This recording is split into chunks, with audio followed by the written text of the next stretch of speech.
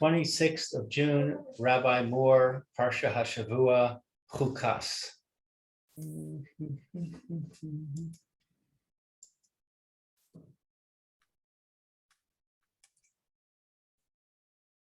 Okay. Hey, Meir, how are you? Okay, good afternoon. Good afternoon, everybody. Good afternoon. Good afternoon, Rabbi. Can you hear me? Can you hear me? Yes, loud and clear. Thank you. Okay, now we got this Parshas Chukas.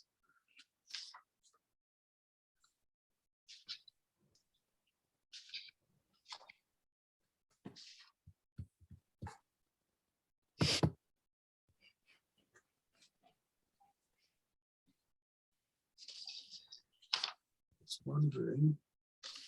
You know what? Let me look it up. Hold on a second. Oh, yeah.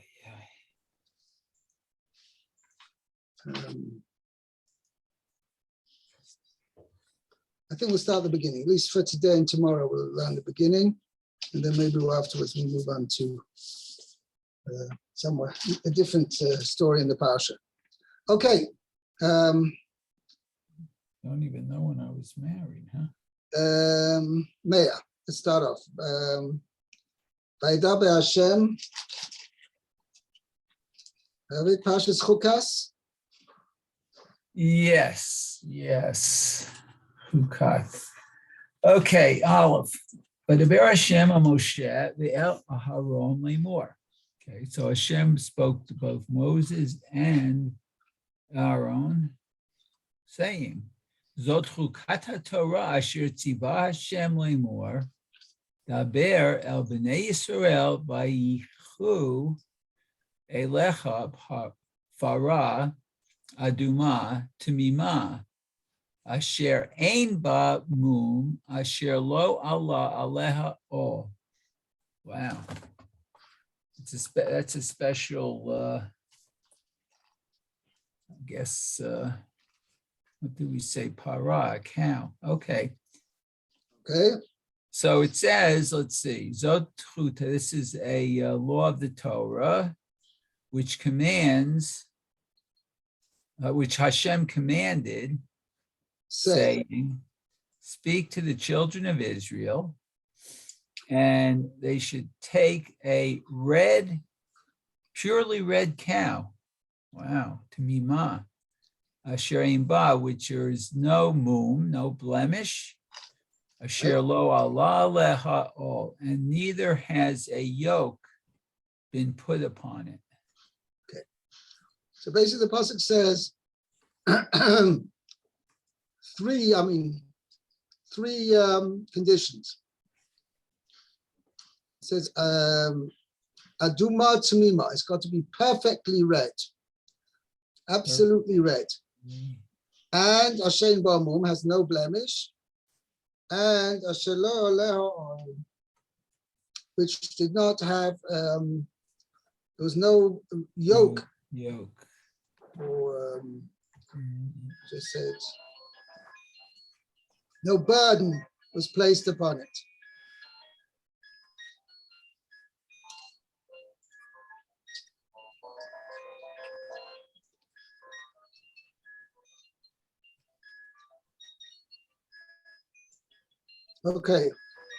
Okay, so two of those conditions are the nature of the animal, and one is based on what a human does to it, it looks like.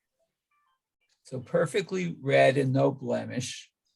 Well, I guess a human could put a blemish on a cow too, I guess. And if you have an animal as such, you shouldn't put a yoke on it. Okay, so Rashi, Zot Chukat HaTorah, is a statute of the Torah. Lefi shahasatan ve'umot ha'olam monin et Yisrael. Lomar. Okay, so let's see. According that, 1 second. Satan is not the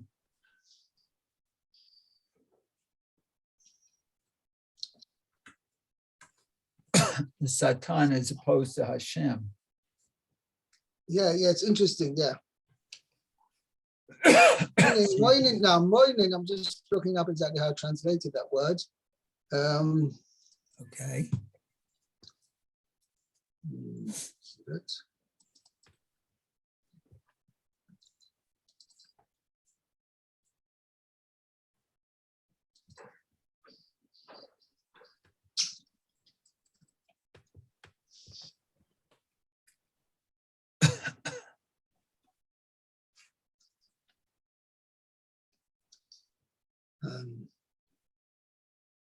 Taunt. So I translated. Oh. Satan and the nations of the world taunt Israel. Oh. Ma mitzvah zois. What is the idea behind this mitzvah? Okay. Taunt Israel. Wow. Okay. Okay. So what is this? Okay, mitzvah. Okay. Umata'am yesh ba. And what is I guess the reason for it? Right. Okay, Lefikach katav ba. So therefore the Torah writes, Chukat. It's a law. Gezerah hi milfanai. So it's a decree from Hashem. Right. Oh, okay. Ein lecha reshut leharher ahareha. Acharecha. Excuse me, acharecha. A little dry here. Okay, so then you should not have permission to review it. I guess Right. hair. No permission to question it. Oh, question it. Oh. Does that mean we have permission to question other mitzvos? Yeah, but to know the reason behind it. But if what the Torah says is a choik, what the Torah says, this is Kosh Baruch Hu decided to decree this upon us, and therefore we cannot, even if we don't understand it, we can't say, well, okay, that's either way. I mean, even something which we don't understand, any mitzvah, even technically which the reason is given, if we've got a question on it. But we question chukim. We have lectures about paraduma and what is the symbolism in there? Yeah, you can you can make an effort to try and understand it to a certain level, and to learn lessons from it. There's no question about it. So what is Rashi saying? Sorry? So what is Rashi saying? Meaning, don't even though the reason it sounds, I'm not sure absurd is the right word to be used, but it's illogical. The mitzvah paradoma is illogical, and therefore I might think, it's not a reason, but nevertheless, even though it seems illogical, nevertheless you've got to go ahead and do it because the Kosh Baruch Hu so decreed, and the Kosh Baruch Hu is telling you this is a chukah, this is a statute that you will not be able to fathom the reason behind it. In fact, it says, it's interesting, if you go to, there's a Chazal, a Midrash, which says that Shlomo HaMelech, he said a pasuk in Koheles, I think it is, Omarti ech kama, v'hi rechoka mimeni. I said I would be wise, but it is beyond me. that particular area of wisdom is beyond me. But he's only talking about one specific part of it, not the whole thing.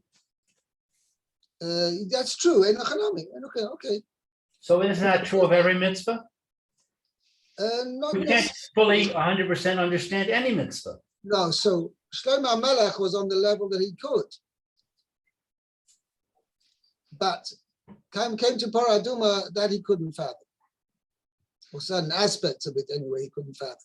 So he can understand 100% a mishpat? Yes. One has to be obviously well versed in all types of wisdom, necessarily to be able to really understand it. Okay. Does kashrut come under this category, Chukat? I'm not sure. Because that's not 100% logical either. Yeah. We're cooking meat and milk together. Okay, cooking meat and milk together. There is actually, I can't remember where it is. Where did I can't remember who says it, but it's Chazal, or it's one from Ram Shonim, that the reason why you're not allowed to mix meat and milk together is because meat, anything to do with meat is really hot. It heats up the system, metabolism. And dairy foods are generally cold foods that cools down the metabolism. So to cook one with the other is like a contradiction in terms. Contradiction. Okay. I'm just saying, obviously that's not the be all and end all, but it gives some sort of semblance of logic to it. I was just that sounds dangerous to me because the detractors from Judaism say that it's the health code. It has to do with health. It's nothing special about it. So that's what I'm saying. All the other mitzvahs which have a time, so you're going to have the same thing. You're going to say the same thing, well, we shouldn't, if it's, if that's the reason behind it, that's the reason. So it's logical. So it isn't necessarily a divine source. That's what you have to understand. And so with all the mitzvahs. You're right, there was maybe a reason behind it, but nevertheless, the reason why we do it is not because of the time. The reason why we do it is because this is what Hashem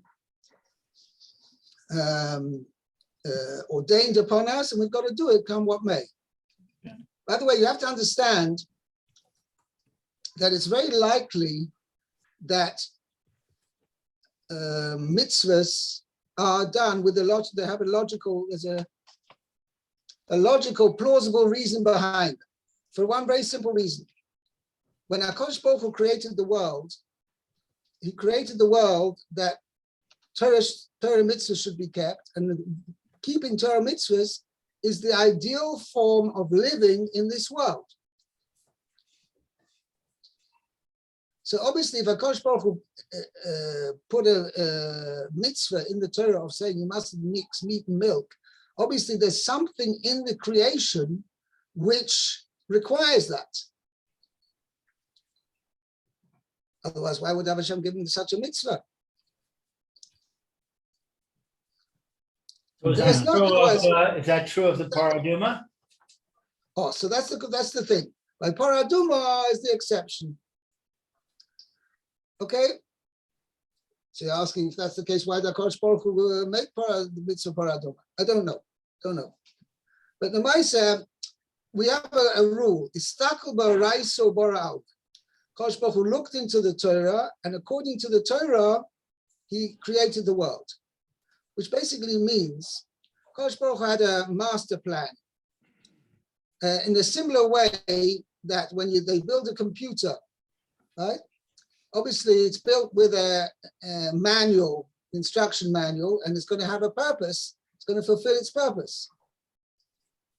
It's not like afterwards, you first build the computer and says, well, what we're going to do with this computer? It's got this and this. Oh, we'll come up with some good uses for it. That's not the way you build a computer. You build a computer because you have certain purpose in mind that it can do certain things, and you want to be able to utilize this machine to the best for all the uses you have for it.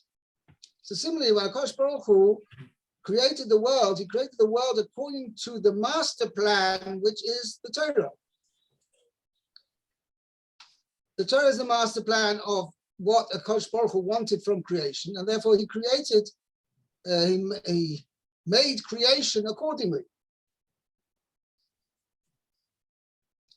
Okay?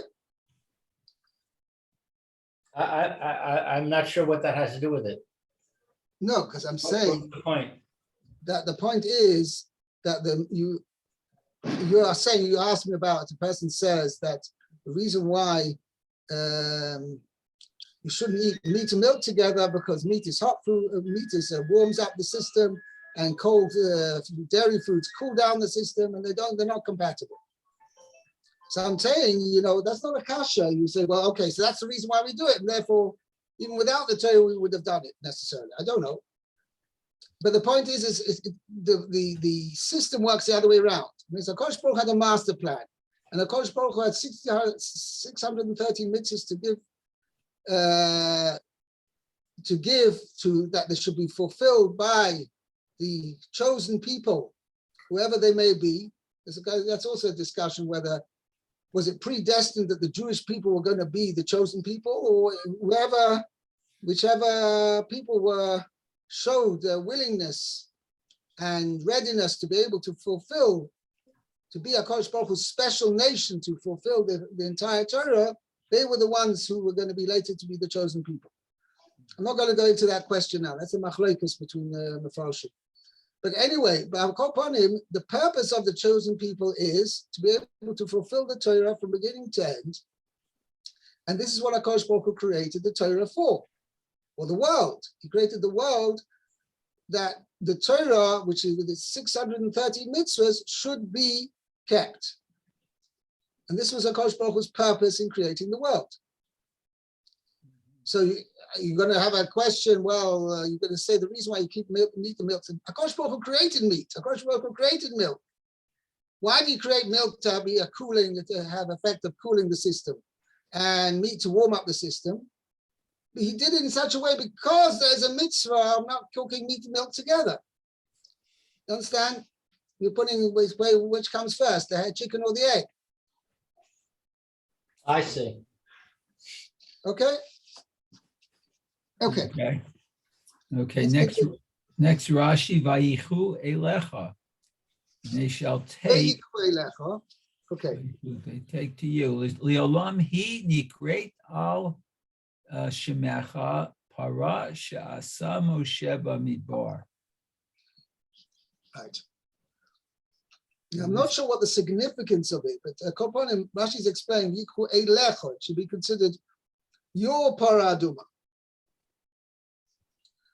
And Lamaisa, the truth is, every subsequent paraduma which was made in later generations had something of the original, of the ashes of the original paraduma mixed with it. So everything that was like a continuation of that. Oh, really? Huh. That the Sifsei Chachamim says, I don't know if you have it over here, I'll read it out. Ki mimeno nishal adoros, shebe'efa parsha asa Moshe makdishim kol efa shel paras acheres, the cost of Rashi lekamon in pasuk tes.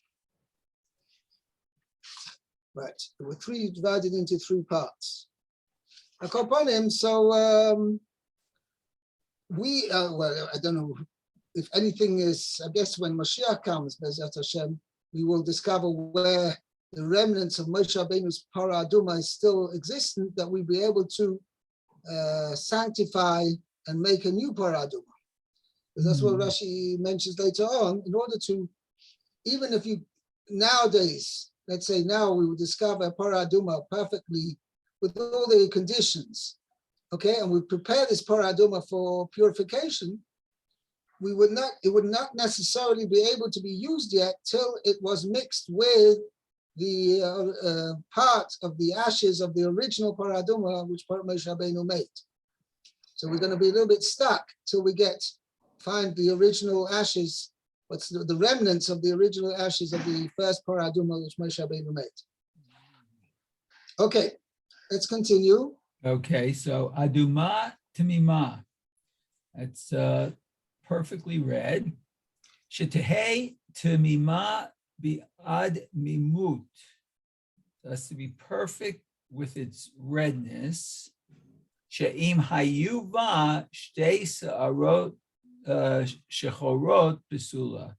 So that even if in it there are two black hairs, it's pesula. It's not qualified. Disqualified. Okay? Disqualified. Two interesting things. One hair doesn't disqualify. What does tamima mean? Perfect. If Perfectly it has to be perfect, then why is it allowed to have one black hair? Shouldn't it be 0 black hairs? So it seems that one black hair it doesn't detract from its qualification of being perfect. It does not have to be 2.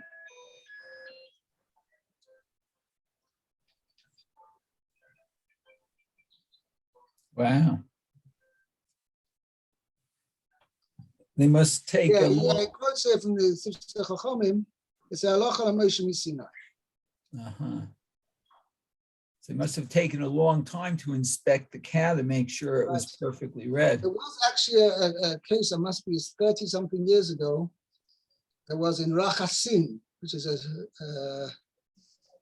from town near Haifa. They discovered somebody had a farm or whatever. He had a paraduma born in his herd.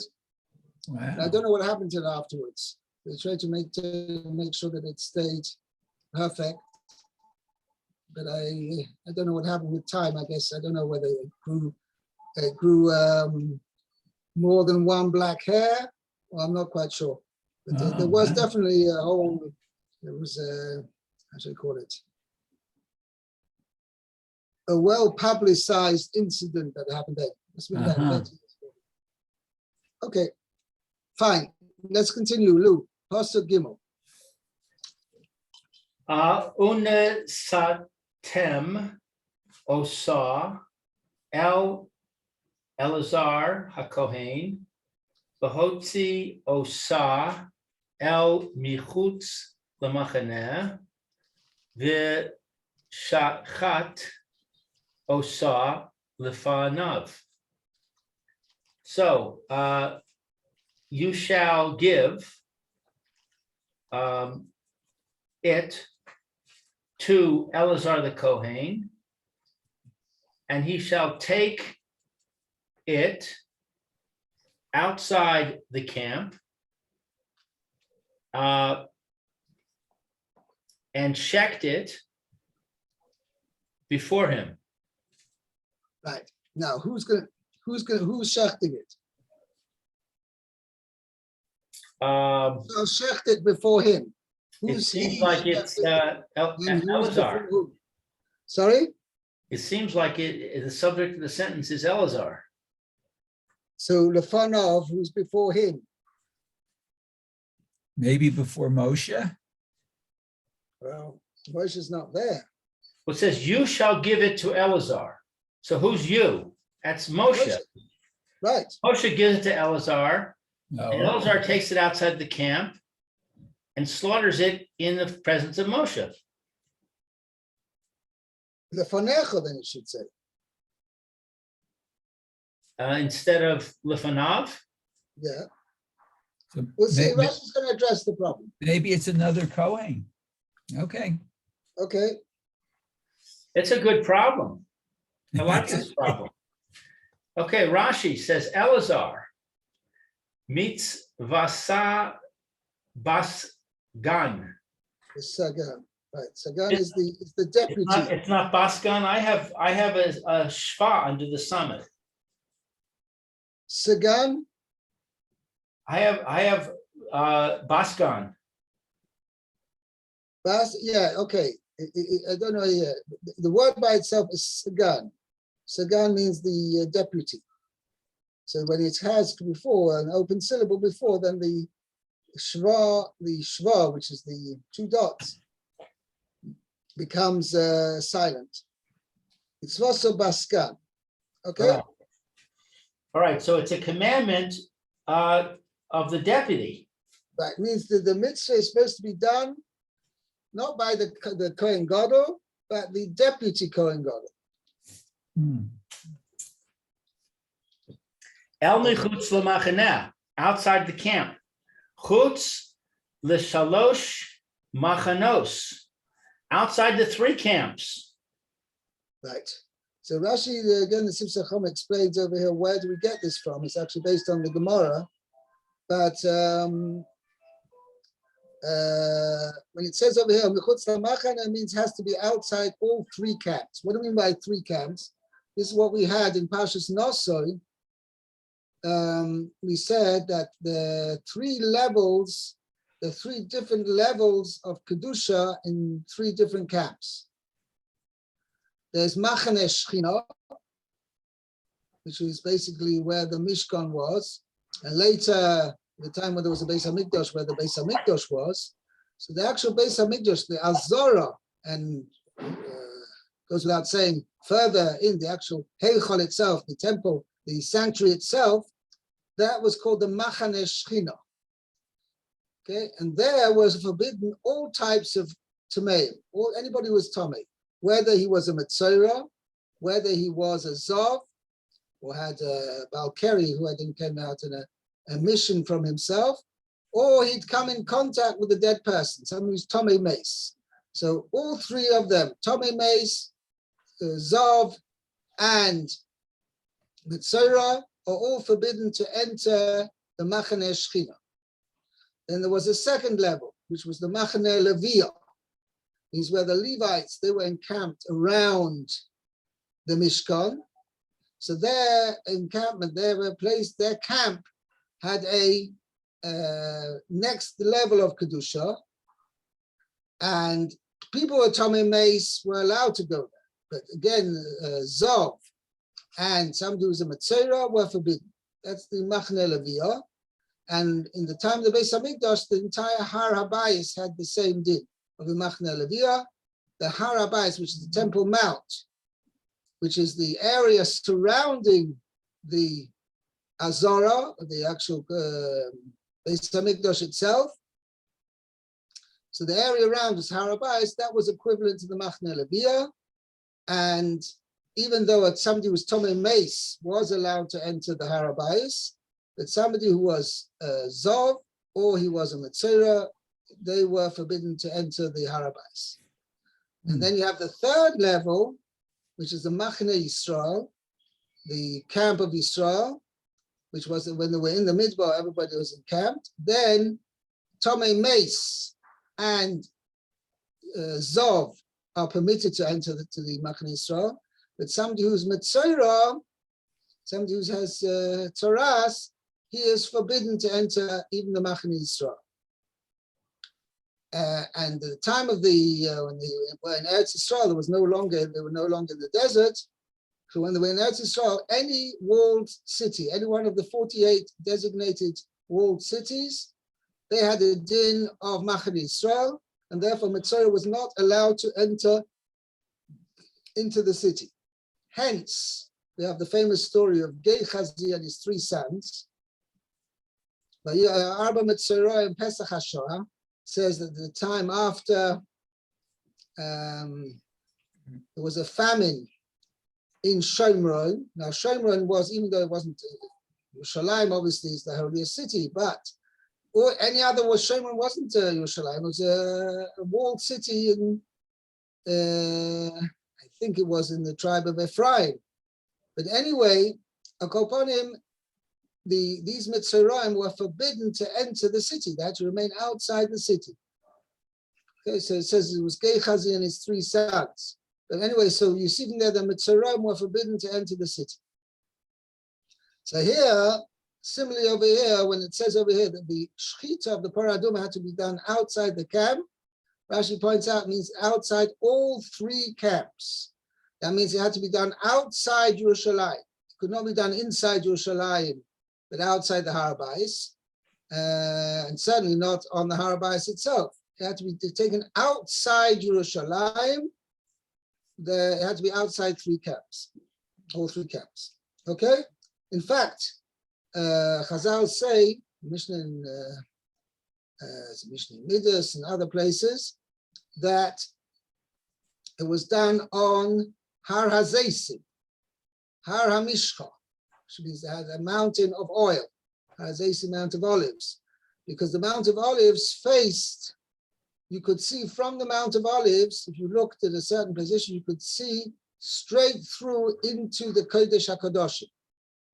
Oh. And it says over here, here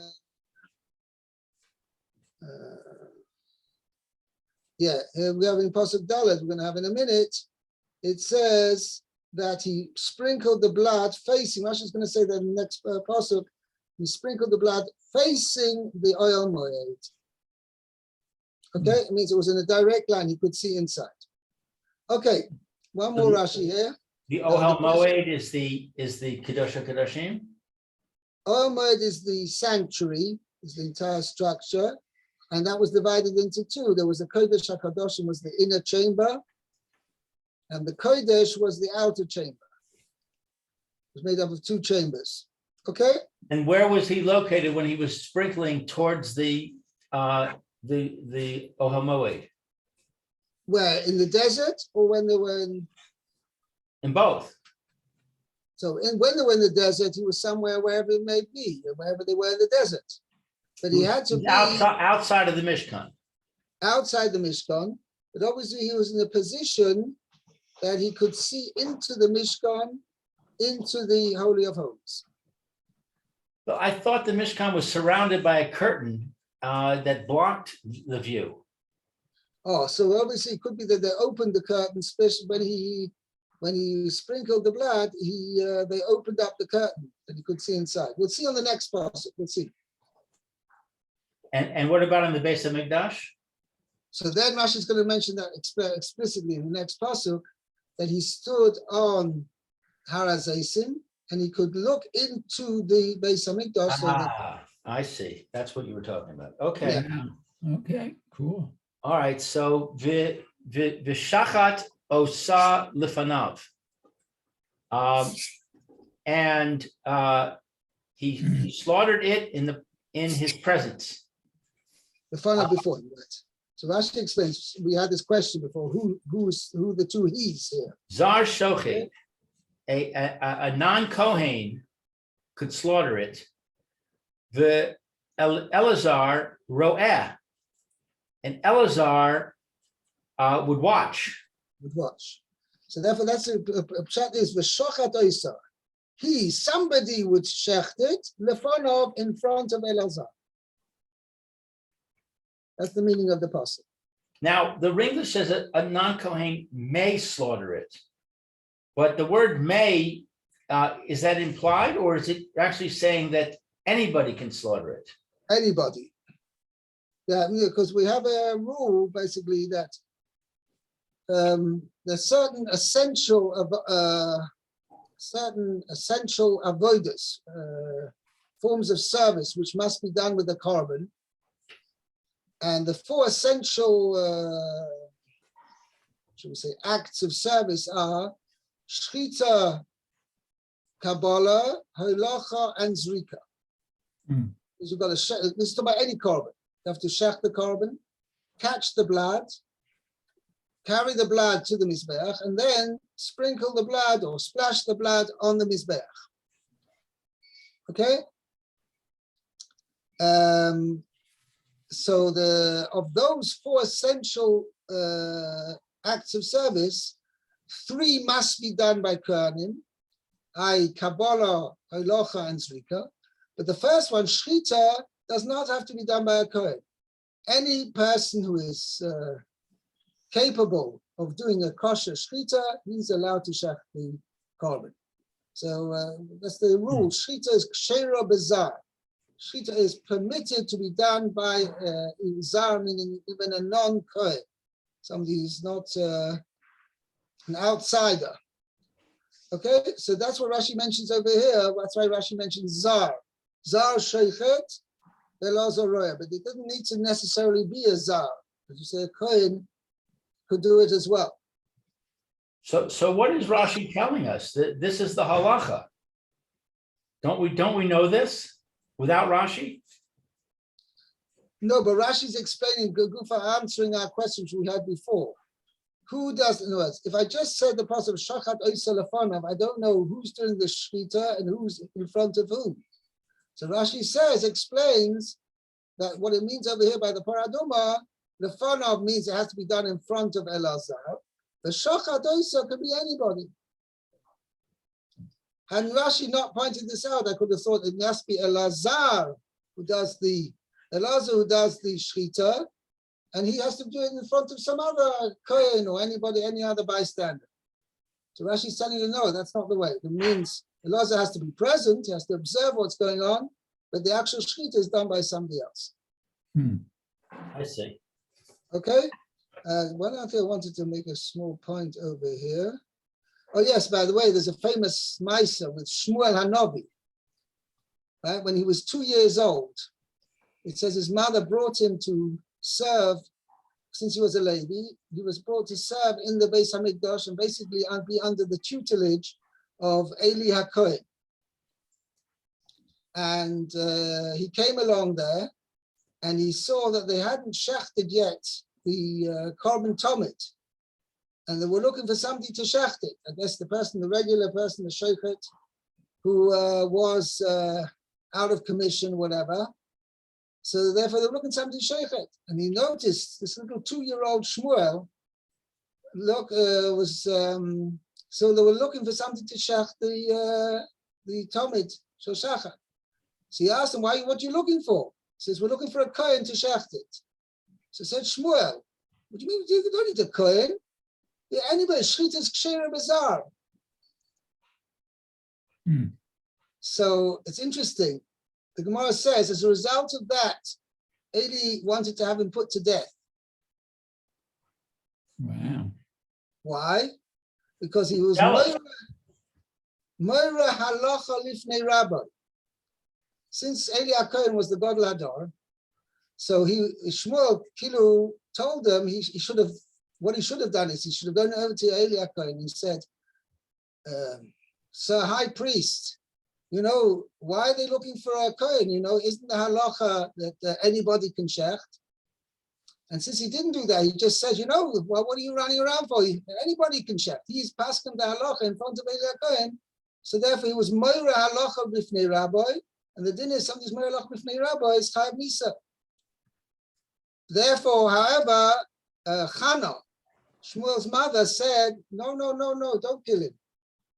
So Eli has said, what do you mean? He's moira halacha b'fnei rabbi. The din is he's got to be put to death. You see. So she said, well, this is the child I've been praying for I don't know how many years. Let him stay alive. So Eli said, don't worry about it. I'll give you a bracha that you'll have another child. But this kid is moira halacha b'fnei rabbi. You've got to put him to death. So Hannah answers, Elanar hazeh hispalalti. This is the child which I prayed for. And even if you're going to give me another child, it will not be the same. Because the amount of prayers I put into this child will not be able to be replaceable with another child. So Eli spared him, and he eventually became king. What is amazing, maybe it's going to go on too long to explain this whole story, but what is amazing, first of all, that Shmuel, a little 2-year-old, use the word pipsqueak, right? He already knew the halacha, which nobody else knew, which is very strange, right? Wow. Yes. And the other point is, why didn't they know the halacha? So the chayra, it seems that even though it was permissible for Zar to shech, it was in practice, they didn't do that. In practice, they always had a kohen who was shechted. So they thought the halacha is the regular kohen, and thought, well, we've got to have a kohen to shecht it. it was only because Shmuel, in his innocence, knew the halacha, and he wasn't particularly familiar with the accepted custom. So he said to him, what's your problem? Go and have anybody can share. Anyway, that's a story in itself. Mm. Okay, we'll end here. There's Hashem. Guys, have a great day. Have a great day, Okay, Rabbi. you Thank too, you. Rabbi. Have a great day, So, Mayor. Bye. Okay. Kol tov.